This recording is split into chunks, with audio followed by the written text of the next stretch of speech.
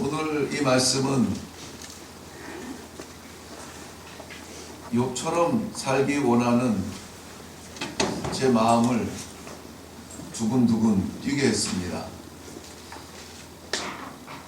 그래서 제목을 나의 하나님이라고 정해 놓았는데요. 나의 하나님, 너무 일상적인 대답인데 조금 더 적극적으로 하나님 앞에서 사는 나는 과연 욥처럼 살고 있는가? 그러한 욥의 환난 같은 어려움을 당해도 여전히 변하지 않을 하나님을 향한 신뢰를 붙들 수 있는가 하는 그러한 퀘스천 마크가 생겼어요. 그래서 나의 하나님이라고 하는 일상적인 제목을 붙이고 오늘 아침 예배당 들어오기 전까지 계속 제목만 보고 있었습니다. 나의 하나님. 그러다가 문을 들어서고 자리에 앉아 묵상하면서 제목을 바꿨습니다. 욥처럼 살 수 있을까 하는 질문으로 좀 바꿔보았습니다. 욥의 하나님은 나의 하나님이십니다. 뿐만이 아니라 성경에 우리가 영웅처럼 보여지는 아브라함의 하나님도 나의 하나님이세요. 세월은 바뀌었고 사람은 바뀌었으나 우리 하나님은 변하지 않으세요. 언제나 동일하신 하나님이세요. 세월만 변하고 사람만 바뀌는 것이 아니라 나 한 사람 시간에 따라서 환경에 따라서 나는 바뀌어도 하나님은 바뀌지 않으신다는 것입니다. 말씀드렸듯이 이러한 고민에 잠깐 쌓였었습니다. 나에게 만약 욥이 당한 그러한 어려움을 허락하신다면 나는 여전히 변함없으신 하나님을 변함없는 믿음으로 붙들 수 있겠는가 하는 것입니다. 욥의 환난을 우리는 너무나 잘 알고 있습니다. 많은 것을 가졌으나 다 잃었죠. 마치 재앙의 폭군처럼 다가와서 욥을 인정할 수밖에 없도록 만든 그 모든 것을 다 가져갔습니다. 다 빼앗겼다는 것이죠. 오히려 그렇게 잘 나가더니 이제는 너에게 남은 것이 무엇이냐? 어쩌면은 사람들은 수군덕대면서 조롱했을 수도 있겠습니다. 그런데도 욥은 놓지 않는 것이 있었어요. 하나님이었습니다. 왜 도대체 욥은 말도 안 되는 그러한 상황에도 하나님을 놓지 않았을까? 바보 아닌가?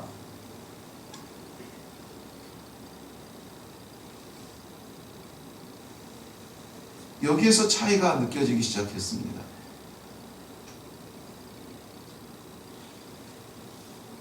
열 명의 자녀를 다 잃었어도 지켰던 욥인데 내게 주신 아이들을 아무 이유도 없이 데려가신다면 나는 붙들 수 있을까? 죄송하고 부끄러운 말씀이지만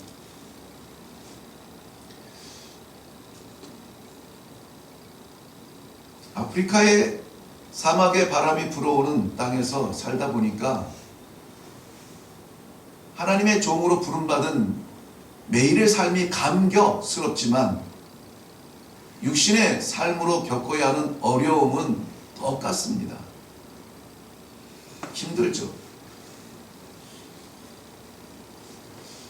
선교지를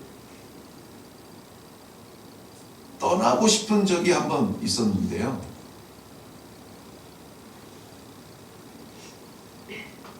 제가 아플 때는 떠나야 되겠다 생각해 본 적은 없습니다.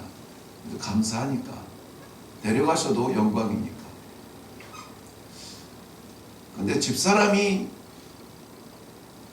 아프니까 혜택을 못 받고 그저 할 것이 없고 기다리는 방법밖에 없으니까 땀을 뻑뻑 흘리며 신음하는 것 외에는 할 수 있는 게 없으니까 그래서 나는 그 주변에 빙빙 돌면서 뭘 하지? 어떻게 하지?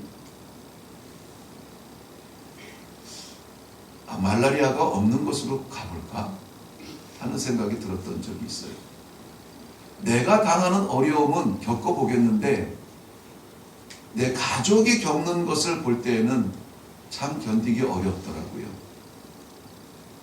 하나님께서 주신 자녀가 남자아이 둘이었는데 중학생, 이제 청소년 막 뛰어놀아야 되는 아이들이 둘이서 똑같이 침대에 누워서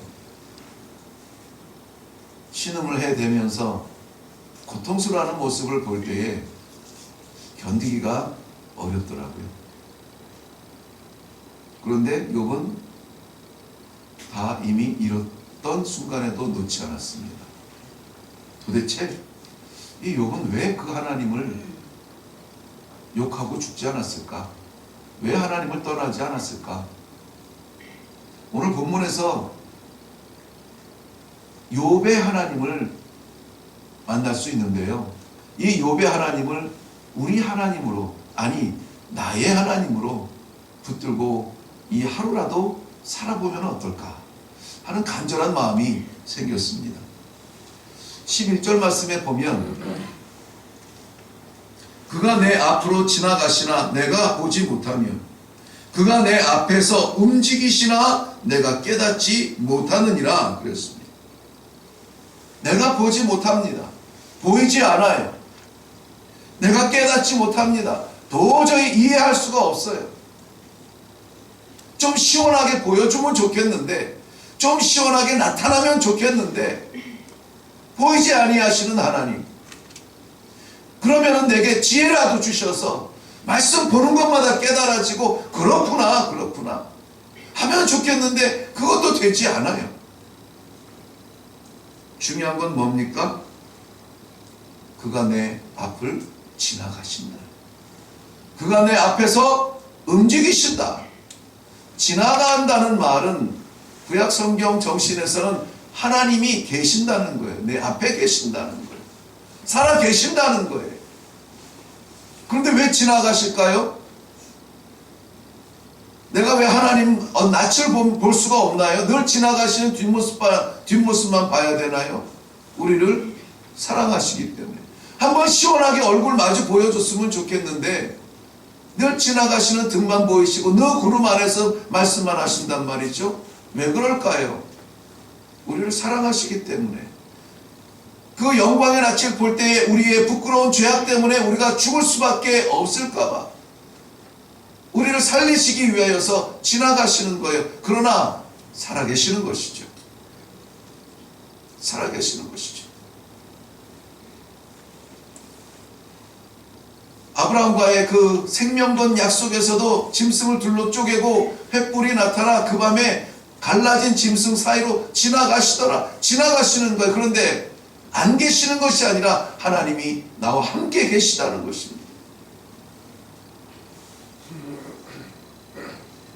보지 못하고 깨닫지 못하고 경험하지 못하고 속 시원하게 기적 같은 것을 통해서 정말 하나님이시구나 인정할 수밖에 없는 상황을 만들지 아니하셔도 중요한 게 뭐냐? 하나님은 살아계신다는 거예요. 아멘. 그리고 우리가 그를 아버지라고 부른다는 것입니다.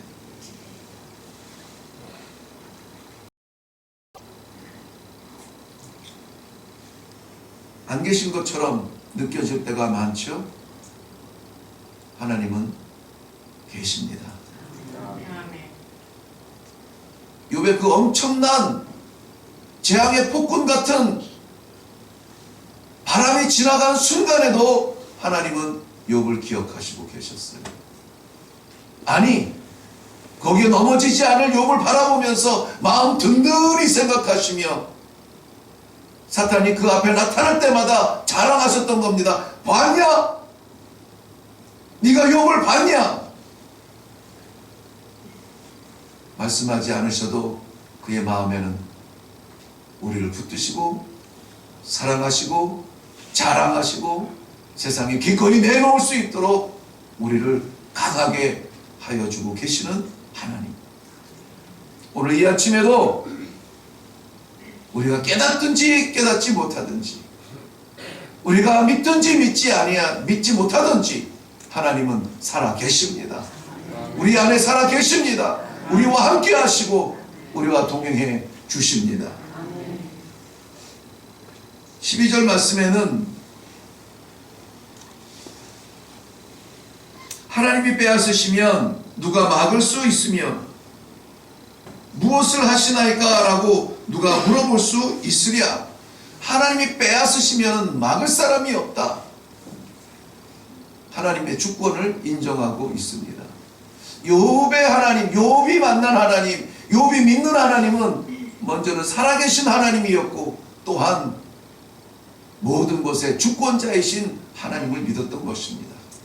만약에 우리가 믿는 하나님을 우리가 주권자로 믿고 있다면 우리는 거부할 수 없겠죠. 불평할 수 없겠죠.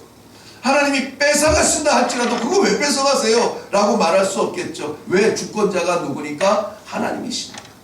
하나님이 막으셔도 왜 막으세요? 라고 말할 수 없죠. 왜? 주권자가 하나님이시니까. 주권자라는 뜻은 뭡니까? 주인의 권리를 가진 분을 이야기하고 있습니다. 주든지 뺏든지 막든지 열든지 모든 것에 주인이 하나님이세요. 내 삶의 주인이 하나님이세요. 막혔으면, 하나님이 막으셨으면 서야 됩니다. 아니라고 머리를 들이쓰고 기어이 나가 보겠다고 발버둥 치면은 우리 마음에 상처밖에 남지 않아요. 의심밖에 남지 않습니다.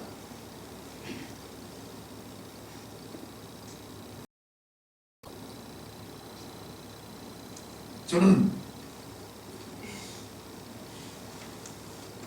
제가 길지 않은 삶이 있지만 살아보면서 가장 뜨거운 인상 깊은 설교가 있었다 한번 말씀드린 적이 있습니다. 잊지 못할 가장 멋있는 설교, 잊을 수 없는 설교. 우리 설교는 매일 듣지만 매일 까먹잖아요. 잊혀지지 않는 설교가 있어요. 저희 아버님이 돌아가시면서 남기신 마지막 설교인데요, 음성을 말할 수가 없는 상황이었습니다. 눈도 못 뜨시는 상황이었죠. 손가락 하나 못 움직이시는 순간이었습니다. 하나님께서 부르시는 그 마지막 소천의 순간 아무것도 하시지 않았는데 식구들 둘러앉아 찬송하며 그 모습을 바라보며 환송하고 있는데 제 눈에 이 동맥인가요? 경맥인가요? 목 옆에 여기에서 턱 이렇게 뛰더라고요. 그리고 어느 순간 이 사람은 이 옷을 여민다고 그걸 자꾸 이렇게 덮는데 저는 이거 자꾸 옷을 좀 열었습니다. 제가 이제 머리맡에서 이제 찬송을 인도하면서 보내드리는데 자꾸 이렇게 덮어요. 이제 온 매무새를 가려준다고. 근데 나는 그걸 보고 싶은 거예요. 자꾸 저는 열죠. 여기를 보고 싶어서. 정말 철인처럼 바보처럼 그렇게 노예처럼 일만 하고 고생하신 분인데 이렇게 가시나? 그 마지막 뛰는 이것이 저에게는 잊혀지지 않는 설교였어요. 이게 그분이 붙들고 있었던, 그분을 유지하게 했던 생애의 마지막이었는데 어느 순간 이게 딱 멈추더라고요. 이게 끝이구나. 정말 아무것도 없네. 손에 아무것도 쥔 게 없고 늘 쓰고 다니시던 안경도 없으시고 정말 아무것도 없네. 이렇게 가고 싶으셨을까? 아니. 근데 나도 어느 순간 이렇게 누울 텐데 나는 가고 싶지 않을 텐데 버틸 수 있을까? 아니. 평생 사용하셨던 하나님을 인정할 수밖에 없고, 내가 아니라고 더 좀 연장시켜 달라고, 얼마나 설교 잘하시는데 얼마나 많은 일을 하실 수 있는데 벌써 데려가시냐고. 내가 막을 수 있는 아무것도 아닌 순간, 나도 아무것도 아니고 내 앞에 그분도 아무것도 아닌 순간, 오직 생명의 주인이신 하나님만 아닐 수가 없어요.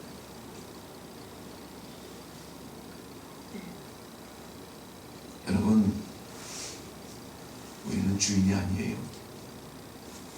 하나님이 주인이세요. 하나님의 주권을 인정하셔야 돼요. 그래야 부러운 욥처럼 살 수가 있어요. 오늘 우리에게 허락하신 하나님을 인정하시기를 바랍니다. 14절 이후에는 하나님의 판단은 항상 옳다고 선언하고 있습니다. 하나님께서 판단하고 하나님이 심판한다고 거부하지 말아라. 하나님의 판단은 늘 나보다 정확하시다. 로마서 9장 15절 말씀에는 내가 긍휼히 여길 자를 긍휼히 여기고 불쌍히 여길 자를 불쌍히 여기느니라. 하나님께서 결정하시고 하나님께서 판단하시는데 그분의 판단은 언제나 옳으세요. 이 사람아, 내가 누구이기에 감히 하나님을 반문하느냐. 진흙 한 덩어리로 하나는 귀 있을 그릇을, 하나는 천 있을 그릇을 만들 권한이 없느냐. 이사야서 64장 8절 말씀을 인용하면서 말씀하신 것인데요. 이사야서 64장 8절 말씀은 우리는 진흙이요 주는 토기장이니 우리는 다 주의 손으로 지으신 것이라. 어떻게 지으시든 토기장이가 판단하시는 거예요. 우리가 무슨 말을 하겠습니까? 무슨 말로 거역하겠습니까? 오늘 우리에게 어떤 길을 인도하시든지 하나님께서 인도하신 길이라면 최고의 길입니다. 그 자리에서 하나님의 자랑거리가 되시기를 바랍니다. 기도하겠습니다.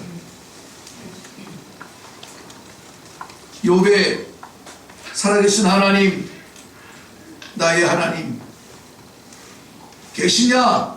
반문할 수조차 없는 주권을 가지신 하나님, 나의 하나님, 이 아침에 기도하는 주님의 사랑하는 백성들의 이 하루의 삶을 주장하여 주시옵시고 어떻게 쓰시든지 하나님 뜻대로 사용하여 주시옵시고 떠나지 아니하시는 하나님을 분명히 믿고 나아가는 주의 백성들 되게 하여 주시옵소서. 삶을 드리는, 심정으로 올려드리는 귀한 예물, 새벽마다 불러주심을 인하여 감사함으로 올리는 예물뿐만이 아니라 우리의 삶을 드리는 귀한 예물이 되게 하여 주시고 저희 모두의 삶이 되게 하여 주시옵소서. 감사드렸고 예수님의 이름으로 기도하옵나이다. 아멘. 간절히 바랍니다. 욥처럼 살 수 있는 하루가 저희들에게 주어졌습니다. 욥의 하나님은 나의 하나님이십니다. 살아계신 하나님을 아버지라고 부를 수 있는 이 축복이 얼마나 감사한지 모릅니다. 하나님께서 주시면 받고 뺏으시면 내놓고 하나님의 판단을 믿으시고 하나님께 순종하며 나아갈 때 귀하고 복된 귀한 하루가 될 수 있기를 주님의 이름으로 축원합니다. 이 아침에 우리 하나님, 나의 하나님을